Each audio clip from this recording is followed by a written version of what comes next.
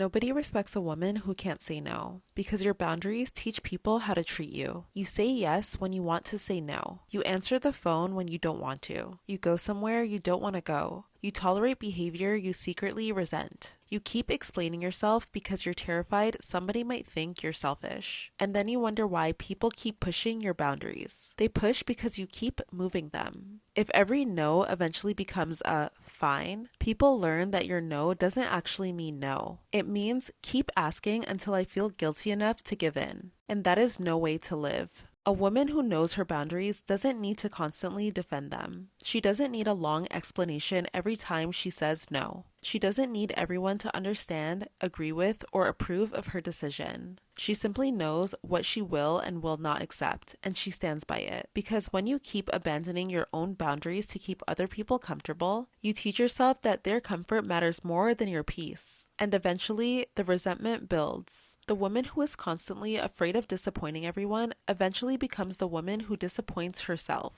You are not responsible for making everybody comfortable with your boundaries. Somebody can be disappointed by you saying no. Somebody can be annoyed by you saying no. Somebody can misunderstand you saying no. Somebody can even decide they don't like you anymore because you finally stopped giving them unlimited access to you. And you know what? All that is information. It tells you something about the relationship, because healthy people might be disappointed when they hear no, but they can respect it. They don't punish you. They don't interrogate you. They don't demand a 5-page explanation, and they don't make you feel guilty for having your own priorities. They simply adjust. But people who benefited from your lack of boundaries, they're going to notice when you change, and sometimes they're going to fight the change. That doesn't mean you're wrong for having boundaries. It means the old version of you was convenient, and the new version of you has standards. Stop confusing everybody else's comfort with your wrongdoing. You can care deeply about someone and still say, that doesn't work for me.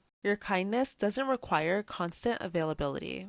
One of the biggest signs you're uncomfortable with your own boundaries is that you need to over-explain every decision you make. You find yourself apologizing before saying no. You feel the need to justify why you can't attend, why you're not comfortable, or why you've changed your mind. Instead of simply communicating your decision, you start building a case for why your decision should be accepted. But you don't need to convince someone that your decision is reasonable before you're allowed to make it. You can decline an invitation without providing a detailed explanation. You can tell someone that you're not comfortable with something without defending your feelings. You can change your mind without convincing anyone that you have a good enough reason. And notice what happens when you stop explaining. When you give a reason for being too tired, someone may suggest making plans easier. When you explain that something isn't affordable, they may try to convince you that it isn't that expensive. When you say you need time alone, they may question why you've been distant. Your explanation becomes an opening for negotiation. That doesn't mean you can never explain yourself. Sometimes an explanation is appropriate, especially when you genuinely want to share it. The difference is whether you're explaining because you want to communicate or because you feel you need permission for your decision. You are allowed to make choices about your own life without getting everyone else to agree with them. You don't have to soften every boundary with an apology. You don't have to make your no sound more acceptable. You don't have to convince someone that your feelings are reasonable before they become valid. Make your decision, communicate it clearly. If necessary, repeat it without adding new justifications, and then let the silence exist, even if it's an awkward silence. You don't have to keep talking just because someone else is uncomfortable with your answer. And this is where saying no becomes powerful, because your boundaries don't just protect you. They act as a filter because they reveal people. Think about it. You can learn more about someone from how they react to your no versus how they react to your yes. When you say yes, everybody is happy. When you're accommodating, everybody loves your energy. When you're available, generous, flexible, understanding, and forgiving, you're easy to like. But try saying no. Watch what happens. Suddenly, somebody calls you difficult. They say you've changed or that you're acting different. Suddenly, someone who loved the endlessly patient version of you doesn't like your boundaries. And good. Let them reveal themselves. Because you don't need to be universally liked. You need to be able to trust yourself. And sometimes self-respect looks like letting somebody walk away because they only liked you when you were easy to control. The right people don't require you to abandon yourself to keep them. The right people can handle your standards. Not every person who leaves your life is a loss. Some exits are actually upgrades.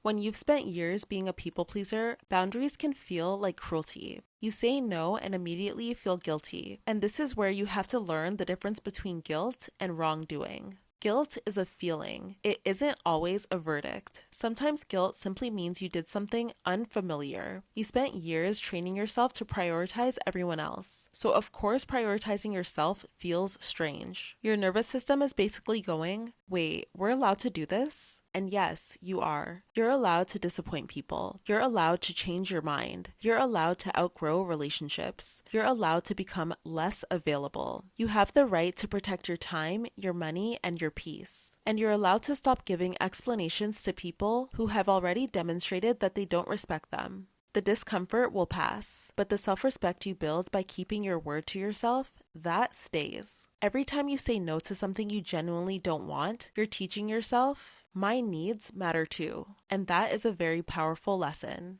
At the end of the day, you can't constantly threaten boundaries you refuse to enforce. If you tell somebody, if you do that again, I'm leaving, and then they do it again and you stay exactly where you are, you just taught them that your boundary is a speech, not a consequence. A boundary without enforcement is just a preference, and people can ignore preferences. So, if you say no, make sure you mean it. If you say you're leaving, leave. If you say you're unavailable, don't mysteriously become available because somebody pressured you. If you say you don't tolerate disrespect, stop rewarding disrespect with more access. Your words and your actions need to match, because confidence is certainty. It's being able to say something once without begging someone to agree with you. You don't need to convince someone that your boundary is reasonable. You need to decide whether you're willing to enforce it. That's the difference between having boundaries and simply talking about having them.